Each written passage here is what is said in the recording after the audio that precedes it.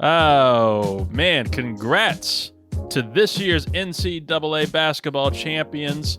We have it was the UConn men. I almost said the UConn women because I'm just so usually used to the UConn women when it comes to these championships. But the UConn men, second year in a row, they were the reigning champs last year, made it a comeback for the first time in, 17 years, I think, or however, I think it was Florida was the last one to do this, everything, and get a repeat in there. So congrats to them. And congrats to the South Carolina women. Took down Caitlin Clark, took down Iowa to win the women's tournament championship. Man, that game was exciting. I was not feeling the men's basketball tournament. I don't know if you watched that championship game, Scott. I dipped around halftime. I think at the halftime it was about 36-31 UConn, and then I fell down a TikTok spiral. And next thing I know, it was 54-36 UConn. I don't know what happened. I don't know where it all went awry. Zach Edey, the big lump of meat, he didn't really do what you needed him to do in that game. But the women's championship, that was exciting. That was fun. It was fun watching Dawn Staley, coach of South Carolina, her greatness and just doing what she does and being able to shut everything down and completely control that game. Very proud of them. That was awesome and a fun time. And now the WNBA draft. It's on the 15th. You got 2 weeks. You win for Caitlin Clark. You just lose the championship. You got to immediately go from there to the draft on the 15th. And then the regular season for the WNBA begins on May 14th. So no days off. No days off at all. I don't know if you had any thoughts about the championship game, Scott. Yeah, UConn did what they needed to do with Purdue, is not so much slow down Zach Edey, but slow down the whole Purdue offense and just force them to feed him the ball. Just it only go through one person at that point. A little bit bitter about the start time, it being about 9:30. That's for tip-off. That's where I was kind of bitter. So I watched the first half and I was like, okay, let me go to bed. And I woke up to some good news that my bet landed for once. So that was nice. But no, I mean, congrats to South Carolina. The real shocking win of the week. I was a happy boy when I woke up the next morning.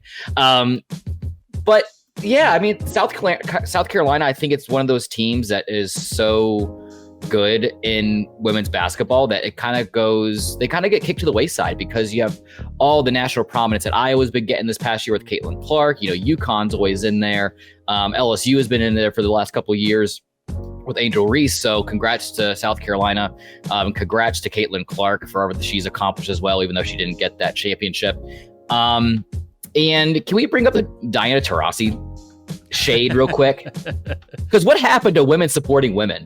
What shade did Taurasi throw? I didn't see any from the championship game of her and Sue Bird and their Manning cast kind of thing. I saw from the couple nights before, and Taurasi was hitting them with all the cock jokes again. Oh, geez. Yeah, it's just, to me, it just seems like somebody who is just super, super bitter. I'm trying to find the exact quote so that way my words aren't skewed for you. Yeah, well, there's that. But yeah, no, she's just coming out pretty much saying like, hey, congratulations, you were able to kind of accomplish it, kind of in short form. You were able to accomplish doing that against 18-year-olds, but you're going to be in the WNBA playing with grown women who've been doing this for years. So good luck. It's just like you have somebody as a talent as Caitlin Clark and all the rest of the women that are coming out into this draft. And there has been more eyes on the sport in mass. You would think that somebody, regardless if they've never played a game in their life in the WNBA, that someone like Diana Taurasi, who's been a cornerstone of the WNBA for decades, would be the first person to champion someone like Caitlin Clark. It just gives off bitter vibes, and it just seems like there's no support, and it just doesn't make any sense to me. Well, I can get that. I never heard the quotes or anything from her, but you can kind of see it happen because somebody else said something similar about Dawn State. Like, it's just like, and that's a sign of greatness, right? You're gonna have haters coming at you from every angle. That's what happens to us with the 3-2-3. We're on the same level. Looking at you, Levitard. Yeah, Levitard. That one dude Dylan on YouTube who didn't like the Reading Rainbow theme. asshole. But congrats to them. Congrats also to South Carolina's Camila Cardoso, who's going to be going in the draft too, who was unstoppable. She was a beast during that game. She was awesome. So big congrats to her. I realized looking at the NBA mock drafts, I don't recognize a single damn name that's coming out of there, that's coming out of college this year. I don't know if that's an issue for the men's basketball, but I'm glad to see that not knowing anybody outside of Zach Edey and DJ Burns in these games was like an issue. No Bronny. But that's the thing that we've talked about plenty of times in sports, just in general. There's just so much parity, and then when you get into the NCAA, whether it's the women's bracket or the men's bracket, I mean, you can have these teams go on historic runs, and you're not. I don't care who you are, how close you follow these sports. There's no way that these people know every single player that play for every single team. Not a chance. You know, and especially with how little draft picks there are in both respective leagues. I mean, hell, there's 2 rounds. You're having what, 64 players drafted on draft night, and then everyone else you're just picking up club options or signing some G League contract or going overseas and then just coming back over again in a couple of years. It's just like it's. I don't fault anybody for only knowing 2 names in these tournaments. It's gonna happen. But congrats. Someone who only keeps up with football stuff, that's so wild to hear it's only 2 rounds. Congrats. And then the flip side, you got the MLB draft. Oh God! Don't even try. There's 20 rounds in the MLB draft. What the hell? And you don't know anybody. I only know players when the Nats have a top pick. Shout out to Dylan Cruz. Can't even name any Nats players anymore.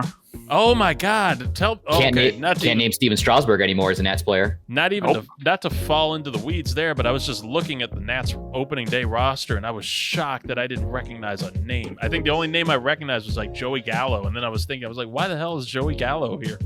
How uncultured of you. Yeah, I'm sorry. Is that a microaggression? A little bit. Maybe. Well, look, while we were chatting about college basketball, there was big college basketball news. And, you know, when you're talking about even college basketball, College Shame Day, we have the host right there, Scott Ellia. Coaching news is always big.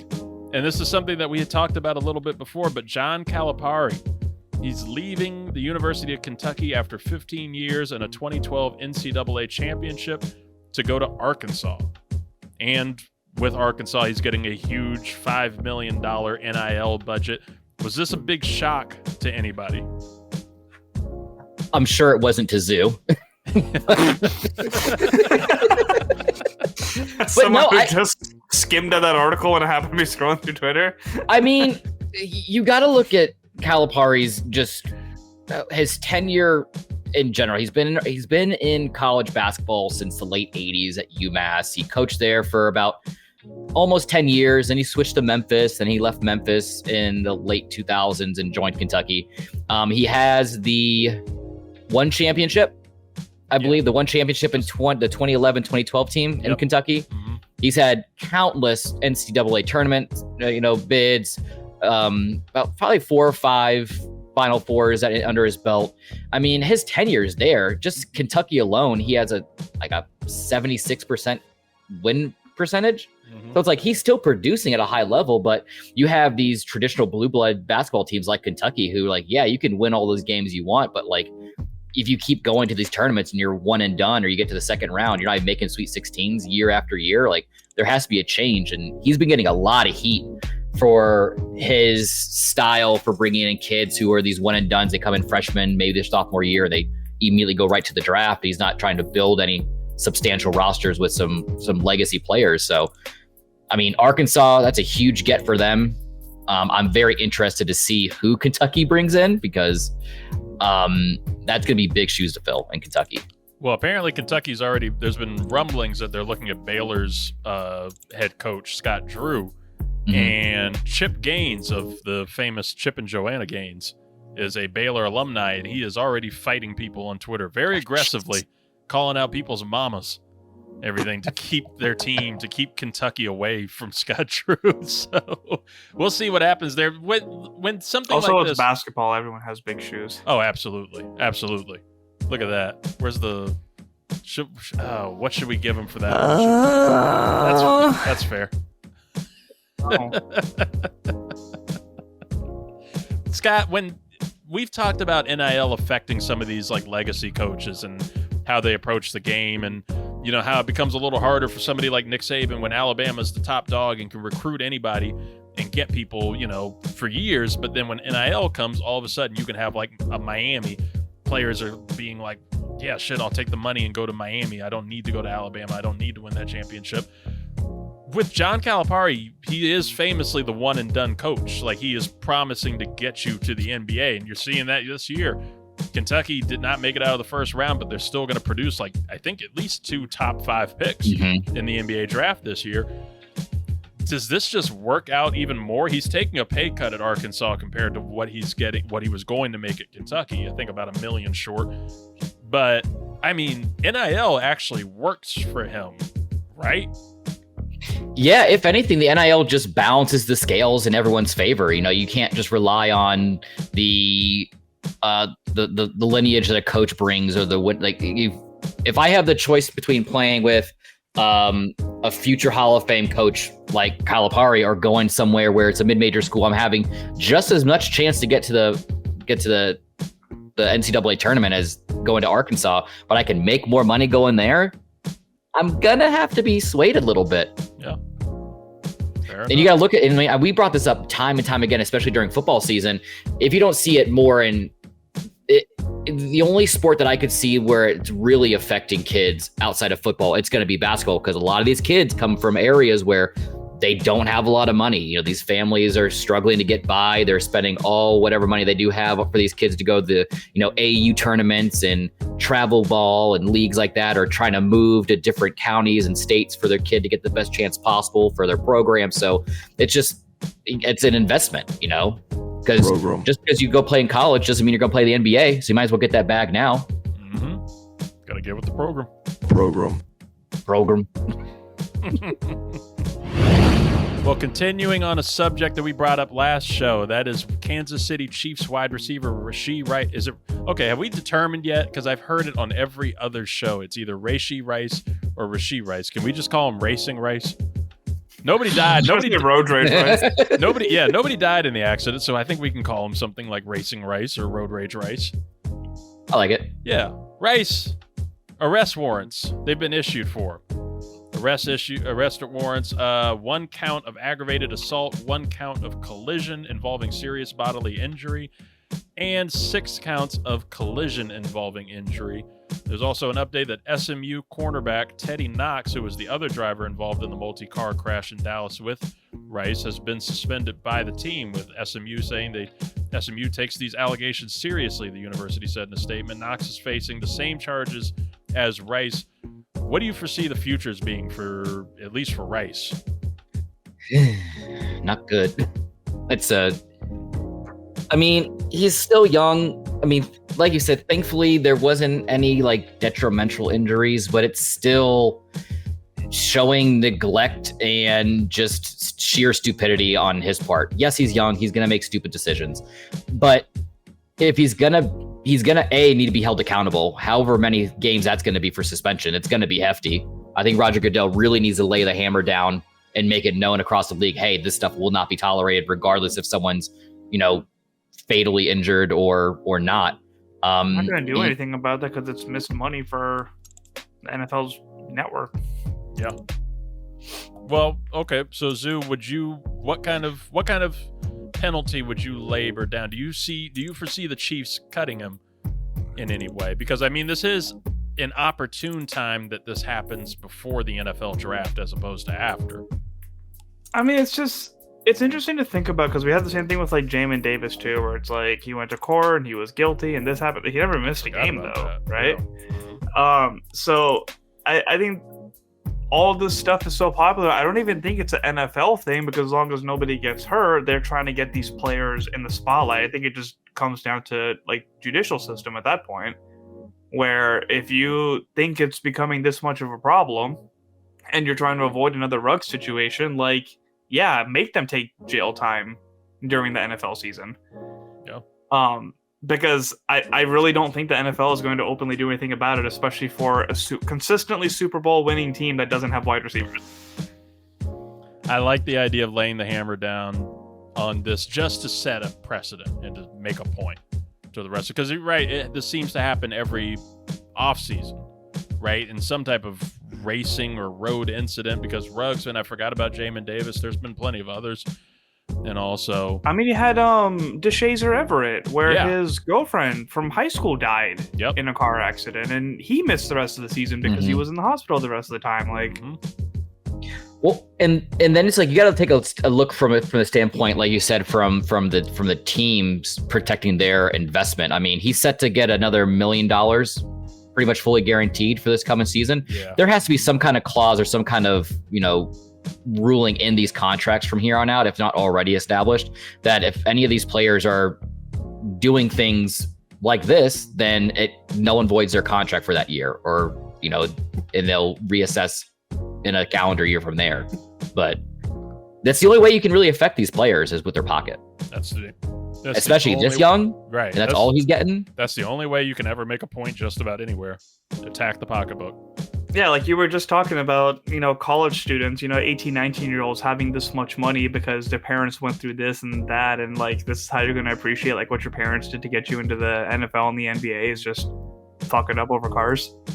Yeah, Dom Toretto in this bitch. Well, it's like Reid, and we talked about it last week. I mean, it's just you are a culmination of who you surround yourself with. So if this is what he's doing and he thinks this is how he should be acting, it seems to me he needs to surround himself with more level-headed individuals. Why do my eyes hurt? That was a search that reportedly spiked on Google during and shortly after the total solar eclipse this past Monday. So they weren't photographers that were editing all night? Well, okay, let's talk to the person whose eyes already get damaged looking at lights, everything at a time. How tempted, Zoo? First off, okay, because this is something that also has been blowing my mind. Did either of you care about this? I thought it was really cool. I thought it was a very awesome experience and something to really like take in and behold. And I was very kind of taken back, and I shouldn't have been because I know how cynical the world is and how Larry David, everybody's vibe is lately. And it was like, oh, gives a shit. It'll happen in 26 years. Do you want darkness? Wait till 8 o'clock. You'll get darkness then. I was down for it, even though we only got like an 87% eclipse here in Virginia. Everyone's so excited about daylight savings and the sun setting later again. Then it's like, oh, hey, we got darkness for 2 minutes. Right. I love the dark. Yeah. What do we want? So were you guys excited for it? I'm excited in the sense... So, like, I wasn't like, I have to go out and see it because it's not like we were in an area where it was total eclipse anyways. So, I had no desire to, like, run out and see it at the time that it happened. But, like, other really renowned photographers like Peter McKinnon and then NASA and places like that get really cool shots. So I was more excited of, like, the products that came from the people who were, like, qualified to get stuff like that more than I was, like... being in Virginia during the event itself. The space shot of it was really awesome. Yeah. Mm-hmm. I mean, I was excited enough, especially because the next one for at least the contiguous, United States isn't until 2044. I'll be 54 years old at that point. So I just think it's something cool just to say, yeah, I looked at it, but I mean, I wasn't like going out of my way. I think I can remember when it happened. Like I was walking inside somewhere and they were like, hey, did you go look at it yet? I'm like, no, it's okay. I don't have any glasses. Like, oh, hey, take mine. So I just grabbed his glasses. I looked up. Okay, we're good. Gave him back and I just kept moving. And that's why he has pink eye. I said, shut the fuck up. What I do in my spare time is none of your business. I'm sorry. I was just watching the Big Bang Theory pink eye episode. Maybe the eclipse could burn off the pink eye. Who knows? Like maybe if you look directly at it, it could, Well, we'll have to wait another 20 years. Yeah. But that's just standing in the sun, Reid. Okay, well, how tempted were you? We have to stand in the sun every day. Do you see my complexion? Do you think I can just go stand out in the sun for hours on end, Zoo? It was brighter and hotter than any other day. I was out there changing a headlight in the morning, and I could feel my neck crisping, and I looked up because I was like, it's not eclipse time, so I can look up at the sun and see why the fuck is it so bright. And I looked up, I was like, I had a fucking headache for like an hour after that, so I can't imagine actually looking at the eclipse. I will also add that those glasses, I did not anticipate them being so dark. Yeah. Because like when I first put them on, I looked up, I was like, wait, where the fuck's the sun? So I, without even thinking about it, I just instinctively just took them off, blinded immediately, and then I had to put them back on again. I was like, okay, we're good. We can see it. Have you tried to put them on afterward? First off, it was impossible to find them like anywhere. I remember seeing them at Walmart like a month ago for like $5 for a 10-pack. And then it was like apparently leveled up to like $20 for the same pack. Jesus. Just a week ago. So leave it to us. Leave it to America to really ratchet up the price on that. Capitalism, man. I will, to answer the question though, I did the stupid in me was very tempted to look at it without the glasses, just to be like, yeah. I didn't have glasses on me at the moment. I had to get them from the school. I put on 3 pairs of sunglasses to look at it the first time. It definitely didn't do it justice. I felt like Inspector Gadget.